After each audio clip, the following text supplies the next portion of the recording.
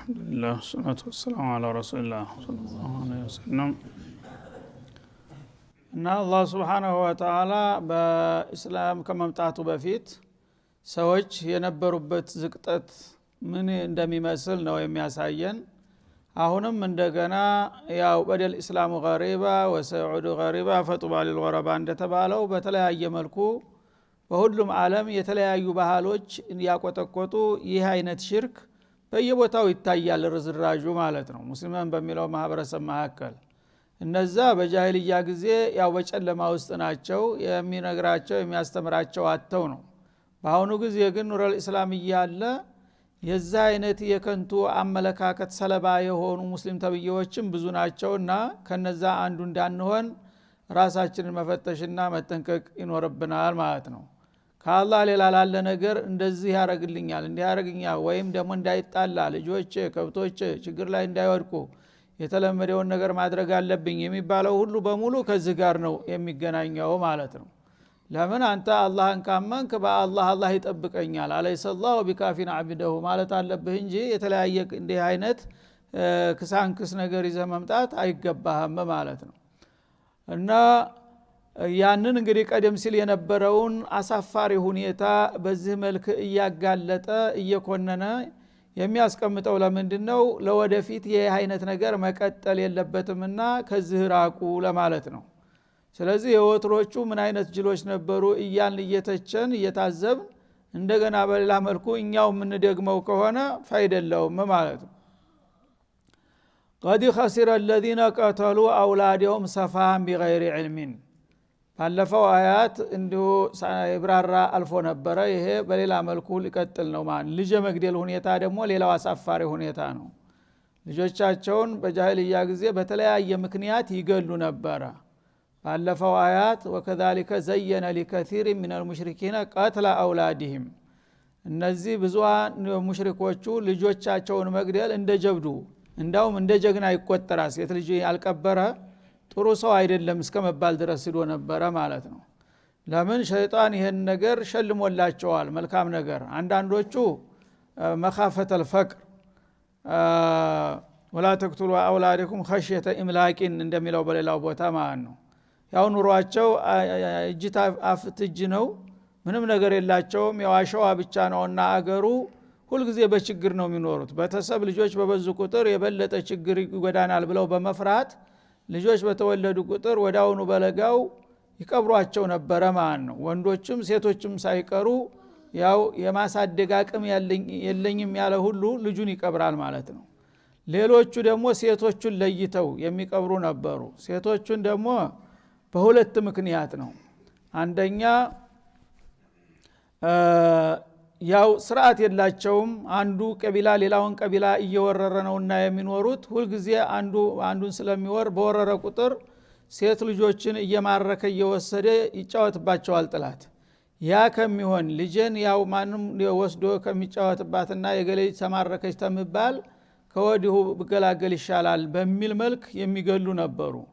በሌላ በኩል ደግሞ በቅናት እቺ ልጅ አሳድጌ ቆንጆ በመተሆነበት ጊዜ የማንም ጎረምሳ ወስዶ እሷን ምን ማለት የለበትም በማለት በልጆቻቸው በመቅናት እሱ ተወስዳት ማንም ጎረምሳ እኔ ብገላት ይሻላል እስተማለት የሚሄዱ ማውሬዎች ነበሩ ማለት ነው።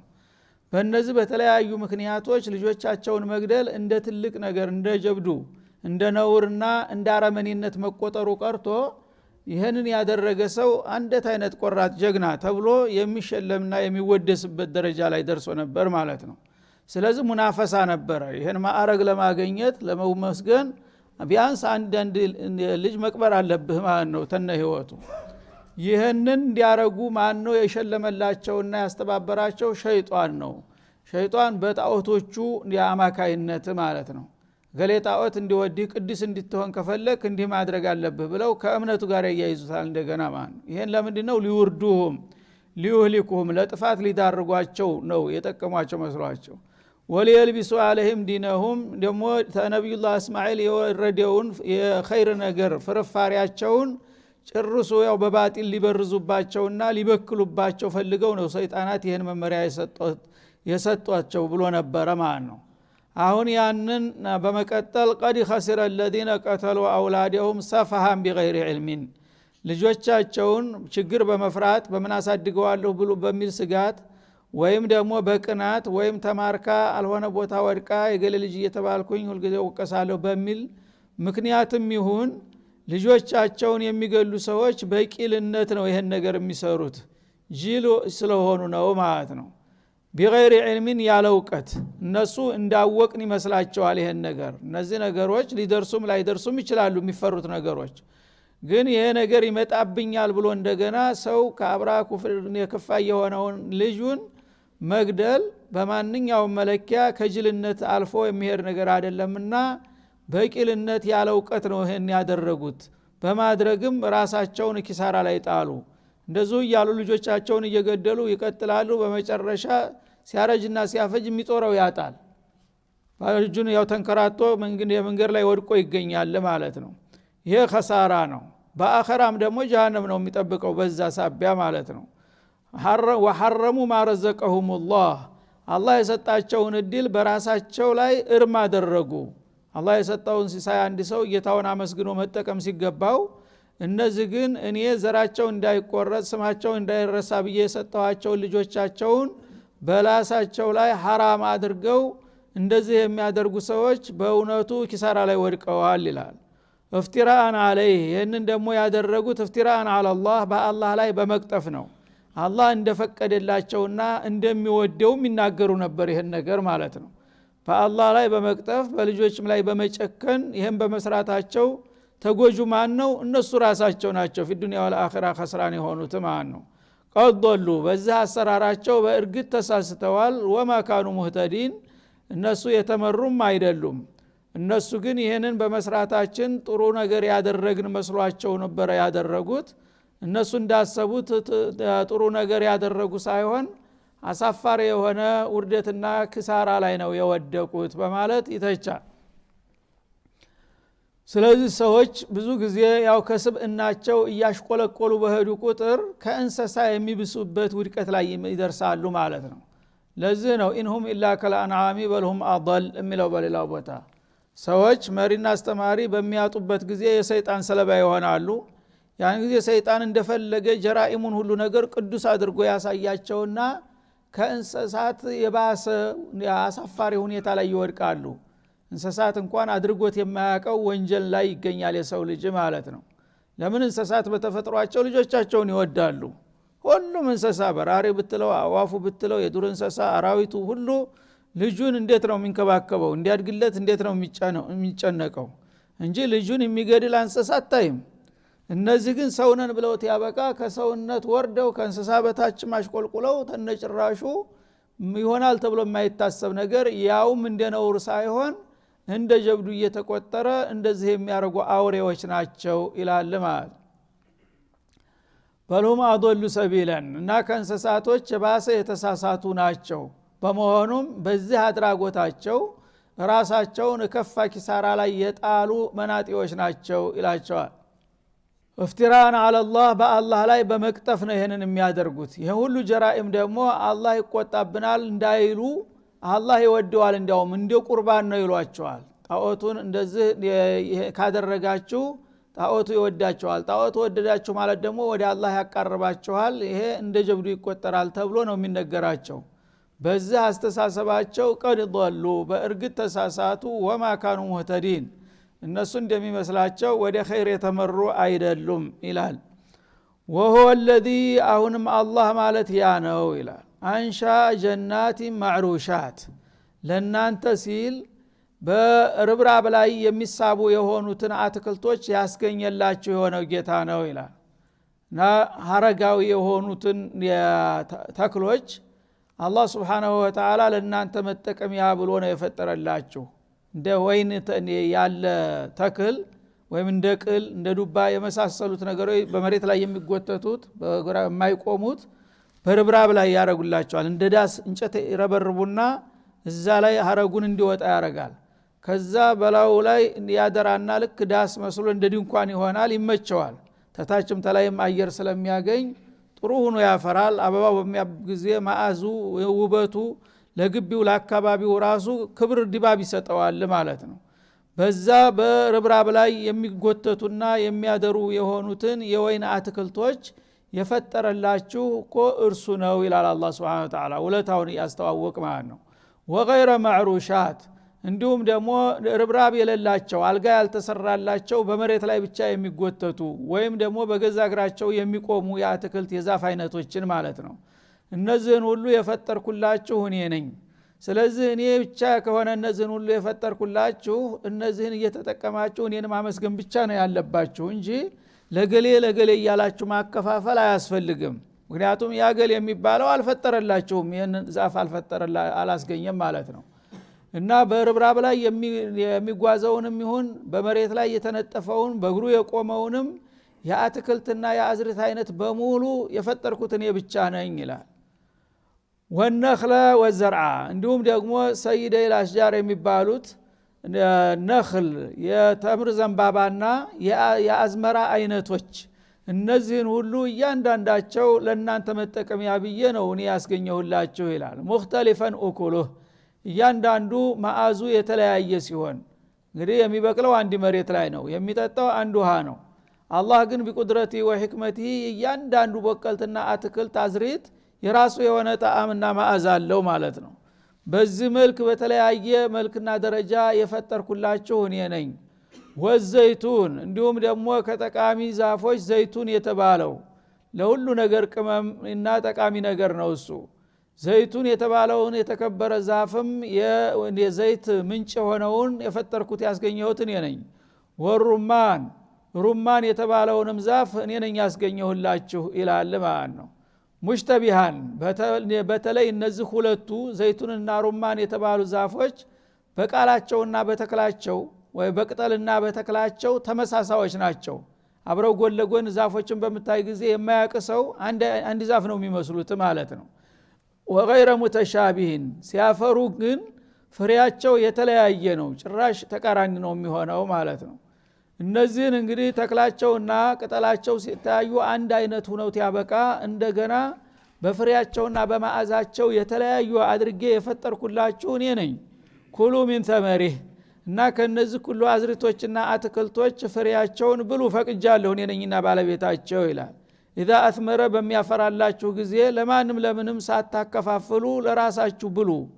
ወአቱ ሐቀሁ የውመ ሐሳዲህ እና እነዚህን አዝርቶችና አትክልቶች በምታጭዱ ወይም በምትለቅሙ ጊዜ ደግሞ አላህ የመደበባቸውን ሐቅ ብቻ ክፈሉ ለሚስኪኖች ዘካቱን ማለት ነው።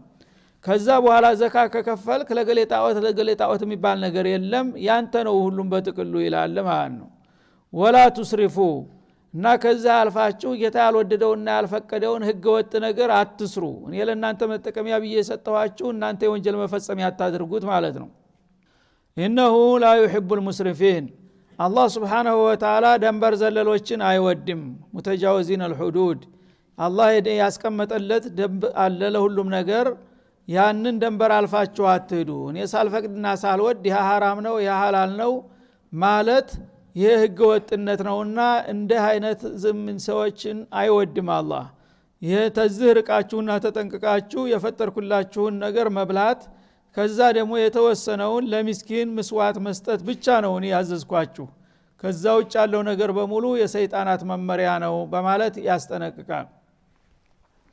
እና ወላ ቱስሪፉ የሚለው አንደኛው ቀደም ሲል እንደተጠቀሰው ተሐላል ወደ ሐራም አልፋችሁ አትሂዱ፣ ደንበር አትለፉ፣ አላህ ያልከለከለውን ነገር ከልክሏል ብላችሁ አትዘላብዱ ለማለት ተፈስሯል። በሌላ በኩል ደግሞ ወአቱ ሐቀሁ የውመ ሐሳዲህ በሚታጨድበትና በምርት በአውድማ ላይ በሚሆንበት ጊዜ ለማኞች ይመጣሉ፣ ተቸገሩ ሰዎች። ለነዛ ለወገኖቻችሁ ሳትጨክኑ እየቆነጠራችሁ አድርጉቷቸው፣ ስጧቸው ማለት ነው። ዘካ ከመታወጁ በፊት ይሄ እንደ ዘካ ይቆጠር ነበር። ከዛ በኋላ ደግሞ አሁንም ያው ዘካውንም ከተፈለ ተዛ ደግሞ ተቻልክ የቻልከውን ጨምረህ ቆንጠር ያረክ ለተቸገረ ስጥ።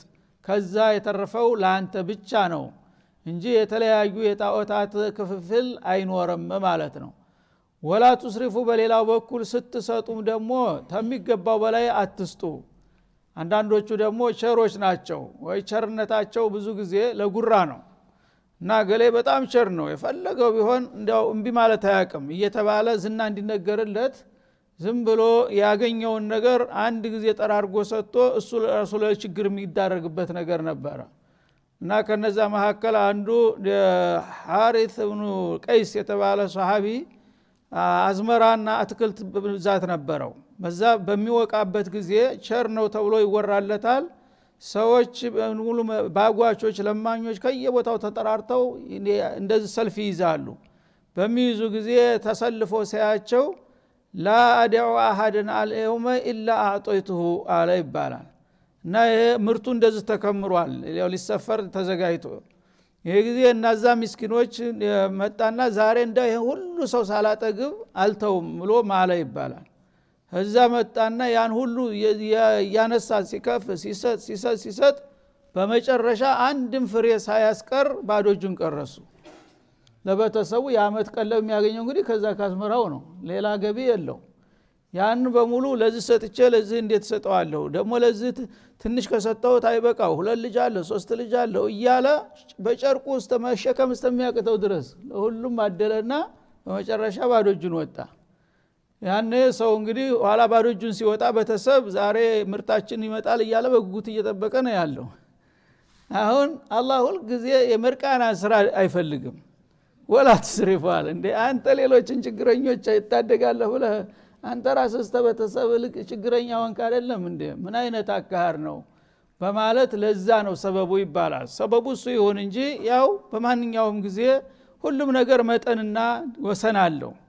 እና ቸርነትም ዝም ብሎ አላህ ያላስወጀበብህን ነገር ሌሎችን ረዳለሁ ብለህ ቤተሰብህን ጦም ማሳደር የለብህም ማለት ነው። ላንተም ይዘህ ከዛ ደግሞ የተረፈ ካለ ነው ለሌሎቹ መስጠት ያለብህ እንጂ ዝም ብሎ ኸይር ሰራለሁ ብለህ በአንድ በኩል ኸይር ሰራ በሌላ በኩል ደግሞ ዋጅብህን ረሳህ ቤተሰብህን ጦም ማሳደርክና እንደዛ ደንበር አልፋችሁ ተሚገባ በላይም እንዳሰጡ ወአቱ ሐቀሁ የውመ ሐሳዲህ ማለት ከዛ የወጀበበትን መጠን በታጨደበት ወይም በተመረተበት ጊዜ ቆንጥራችሁ ለባጓሾች ስጡ ነው እንጂ ያልኩት በሙሉ ጠራርጋ አከፋፈል ያለ የለም ማለት ነው። ይሄ ከሆነ ኢስራፍ አለ ውስጥ ይገባል ማለት ነው። አንዳንዶቹ በሰደቃ በኸይር ነገር ላይ ኢስራፍ የለም የፈለገውን ጨርሶ ቢሰጥስ ተፈለገ ምን አለ አይደለም። እሱ ብቻ ሳይሆን ከጀርባው እኮ ቤተሰብ አለ። እንዴ አህለል በይት ሁቁቅ የላቸውም እንዴ? ተራሱ ጀምሮ ነው። አንድ ሰው መጣና እኔ 1 ድርሃም አለኝ ምን ላድርገው አላቸው ለነብዩ አለይሂ ሰላቱ ወሰለም። 1 ድርሃም ምን ያረጋል ለራስ ቁርስ በላበት አሉ። ደግሞ ሌላ አለኝ እኮ አላቸው። ሌላ ካለ ለባለቤትህ አሉ። ሌላ አለኝ እኮ ደግሞ ነሱ ለልጅህ አሉት። ሌላ አለኝ እኮ ለኸዳምህ። ከዛ አራተኛ ሌላ አለኝ እኮ ሲላቸው ሊማ ተራው ከዛ በኋላ አቅረብ ፈልአቅረብ ወይ በጎረቤት ወይም በዝምድና ቀረብ ብላለው ትሰጠዋለህ። መጀመሪያ ግን መደቡን አንተን ራስክን ቤተሰብህን ዘግተህ ለሌላ ሰው መስጠት ጅልነት ነው የሚባለው ማለት ነው። ስለዚህ ወላ ትስሪፉ አታባክኑ ድንበር አትለፉ ኢነሁ ላ يحب المسرفين ያለ መንገዱ ከሄድክ አላህ አይወድህም። ነገሩ ያው ኸይር ነበር ለሌሎች ችግረኞች ረርተህ ነበር።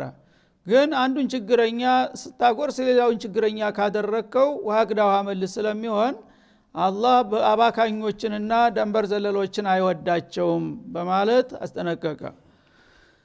ስለዚህ ሁሉ ጊዜ ስሜታዊ መሆን አይገባም። ለሪያ ለጉራ ለንተን የሚባል ነገር አላህ Subhanahu Wa Ta'ala አይወደውምና በእኽላስ ያስወጀበብህን ነገር ግልጽ ነው ያችን ተተወጣ ከዛ የተረፈውን ደግሞ ላንተና ለቤተሰብህ ማድረግ ነው እንጂ እገሌ ቸር ነው እገሌ ምን አይነት ሰው ነው እንዲባል ይያላችሁ ያለ አግባብ ዝም ብላችሁ አንዱ የቤተሰብን ሁቁቅ ማጥፋት አይገባችሁም።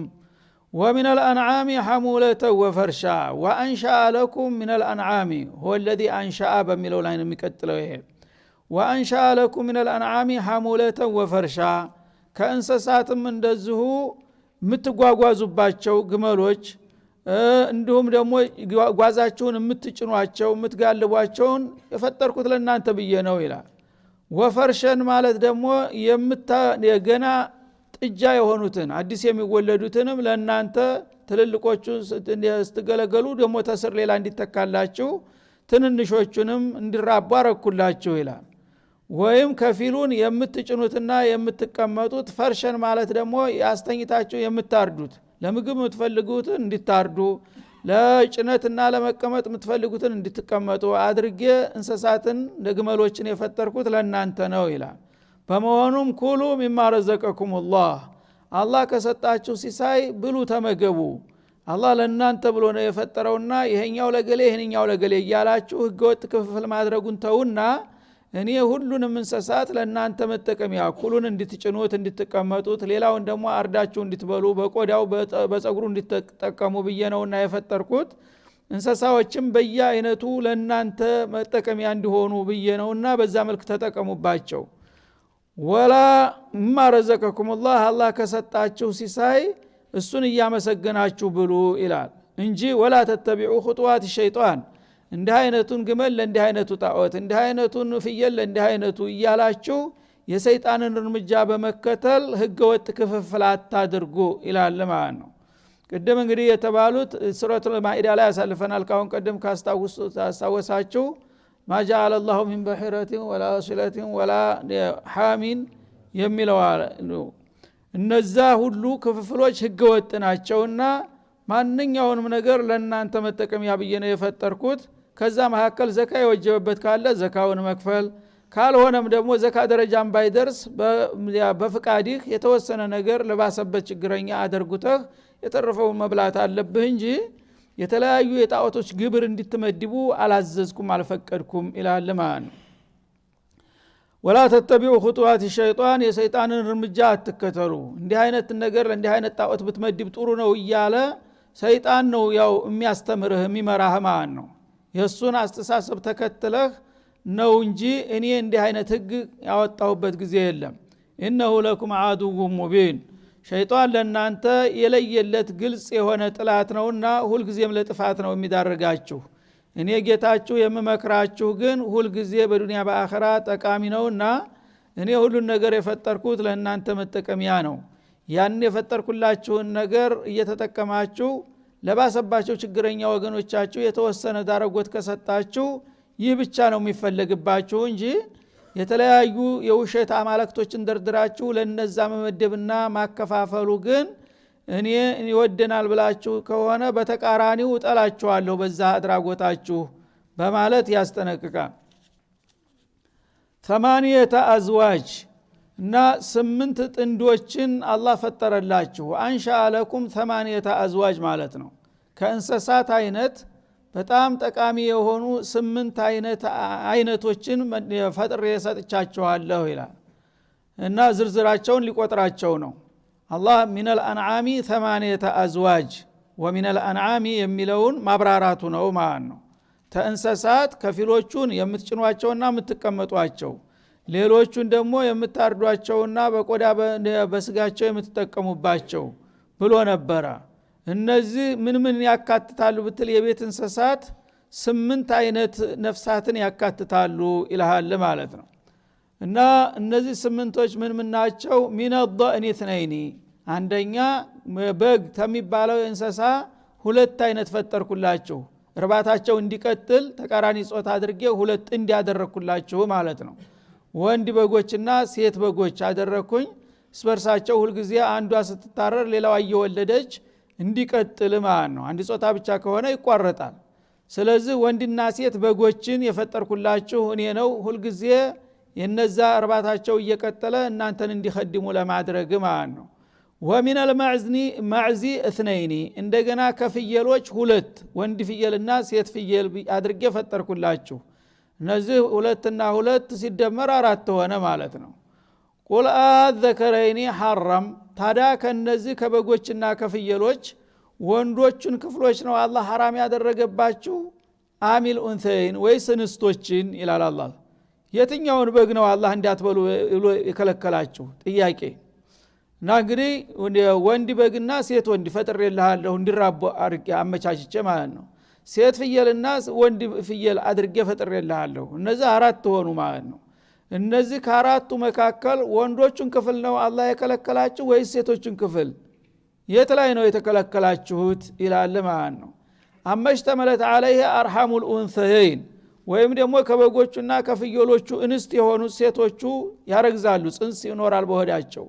ያ የሁለቱ እንስቶች ሆድ የያዘው የተሸከመውን ጽንስ ነው እኔ የከለከልኳችሁ? የት ላይ ነው እኔ የከለከልኩት? ይላል አላህ Subhanahu Wa Ta'ala። ራሳቸውንም ያው ወንዶችንም ሴቶችንም ፍየሎች ወጎች ማረድ ትችላላችሁ፣ ወይም ደግሞ በሆዳቸው ያለውን ጽንስም ለእናንተው ጥቅም ብዬ ነው የፈጠርኩት። የትኛውን ከለከልኳችሁና ከየት በመጣ ህግ ነው እንዲህ አይነት ክፍፍል ያደረጋችሁት? ይላል። ወንዶችንም ከፈለጋችሁ ያው በጎችን ማረድ ትችላላችሁ፣ ሴቶችንም እንደዛው። እንደገና በሆዳቸው ያለውን ጽንስም ከፈለጋችሁ እንደዛው መጠቀም ትችላላችሁ። የትኛውን ነው እኔ የከለከልኳችሁ? ይላል። አመሽተመለት عليه ارحام الانثيين ተበጎችና ተፍየሎች የሁለቱ ጽንስ የሁለቱ ማህፀን የሸፈነውን ጽንስ ነው የከለከልኳችሁን? አልከለከልኩም ሁሉንም ማለት ነው። ነቢኡኒ ቢዕልሚን ውስቲ የምታውቁ ከሆናችሁ በእውቀት ላይ ተመስርታችሁ አስረዱኝ በላቸው። ኢንኩንቱም ሷዲቂን ባባባላችሁ እውነተኞች ከሆናችሁ። እንግዲህ እነሱ ያው የጣዖት አቀንቃኞች ይሄ በህጉ መሰረት ለገሌ ጣዖት ተብሎ የተመደበው ተሱ ውጭ ያለ የሱ አገልጋዮች እንዲሁም ደግሞ ወንዶች ካልሆኑ በስተቀር ለሌላ አይፈቀድም የሚሉ ጅቦች ለራሳቸው ሊበሉ ፈልገው ነው። እናንተ ግን የዋሆቹ ይሄ ህግ መስሯችሁ ከአላህ የመጣ ደንብ መስሯችሁ ትጠነቀቃላችሁ። እኔ ሁሉንም የእንስሳ አይነቶች የፈጠርኩት ለሁሉም ሰዎች ነው፣ ሁሉም ሊጠቀሙበት ይገባል እያልኩኝ እነሱ ግን ምቀኞችና ራስ ወደዶች ናቸው እየከፋፈሉ ይሄ ለሴት ይሄ ለወንድ የሚሏቸው እንጂ እኔ ወንዶችንም ሆነ ሴቶችን እንስሳት እንዲሁም ደግሞ በጽንስ ደረጃ ያሉትንም ሳይቀር ለሁላችሁም ነው የፈቀድኩት ይላል ማለት ነው። እንኩንቱም ሷዲቂን የእውነተኞች ከሆናችሁ እስቲ ይህንን ህግ ከየት እንዳመጣችሁ ግለጡና አስረዱ በማለት አፋጠጠና ጋለጣቸው ማለት ነው። ወሚነል ኢቢል ኢትነይን 80 የሚለውን ማብራሪያ አሁንም ቀጥሎበታል ማለት ነው። እና 8 የተለያዩ እንስሳዎች ፈጠረላችሁ ብሎ ነበርና አራቱን ገለጠ። 2 ሴትና ወንድ በግ፣ ሴትና ወንድ ፍየል ሲል 4 ወስደናል ማለት ነው። በሚቀጥለው ደግሞ የሚቀጥለውን 4 ለመሙላት ወሚነል ኢቢል ኢትነይኒ ከግመሎችም 2 አይነት ፈጠርኩ ሴትና ወንድ አድርጌ ይላል። እና ወንድ ግመሎች ሴት ግመሎች እስበርሳቸው እንዲራቡ አመቻችቼ ማለት ነው። ወሚነል በቀሪ ተቀንድ ከብቶችም ደግሞ ኢትነይኒ 2 ወንዶችና ሴቶች አድርጌ ፈጠርኩላችሁ። እነዚህ 2 እና 2 ደግሞ ሲደመሩ 4 ሆኑ። ቅድሙ 4 ላይ ሲጨመር 8 አዝዋጅ የሚለው ይሄ ነው ማለት ነው። ቁል አዘከረይኒ ሐረም ታዲያ አሁን ከተጠቀሱት 8 አይነቶች ወንዶቹን ነው አላህ እርም ያደረገባችሁን? አሚል ኡንሰይን ወይስ ሴቶቹን እስቲ ንገሩኝ ይላል። አመሽተመለት عليه ارحام الانثيين ወይም ደግሞ የሁለቱ ሴቶች ማህፀን የሸፈነው ወይም የተሸከመውን ጽንስ ነው የከለከላችሁ አላህ? ይሄን ሁሉ አልከለከለም። አም ኩንቱም ሹሃዳ ወይም ደግሞ እናንተ መስካሪዎች ናችሁ? ኢዝ ወሷኩም الله بهذا አላህ Subhanahu Wa Ta'ala ይሄን ነገር ህግ አድርጎ ደንግጎታል አስቀምጦታል ብለው ነው የሚያወሩት እነሱ።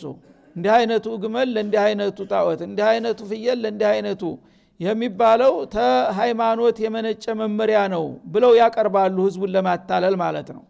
ስለዚህ ይሄን አዋጅ ሲወጣ እናንተ ነበራችሁ ወይ? ማን ነው እስቲ ምስክር ነኝ ብሎ የሚቀርበው በማለት ጠየቃቸው ማለት ነው። ወሳኩም الله بهذا እና ወሲላውን ለገሌ ሐሙን ለገሌ የሚባለውን መመሪያ አዋጁ በሚወጣ ጊዜ እኔ በምስክርነት ነበርኩኝ ሰምቻለሁ የሚል ሰው አለ ከናንተ መካከል ብለህ ጠይቃቸው። فمن اظلم ممن افترى على الله كذبا በአላህ ላይ ውሸትን ተቀጠፈ ሰው የበለጠ ማን ነው በደለኛና ግፈኛ? ሊዩድል الناس بغير علم ሰዎችን ያለ እውቀት ሊያሳስትና ሊያወናብድ። ان الله لا يهدي القوم الظالمين አላህ በደለኛ የሆኑትን ሰዎች ወትሮውንም ወደሚበጃቸው አይመራቸውም በላቸው ይላል። هذا وصلى الله وسلم على النبي وعلى اله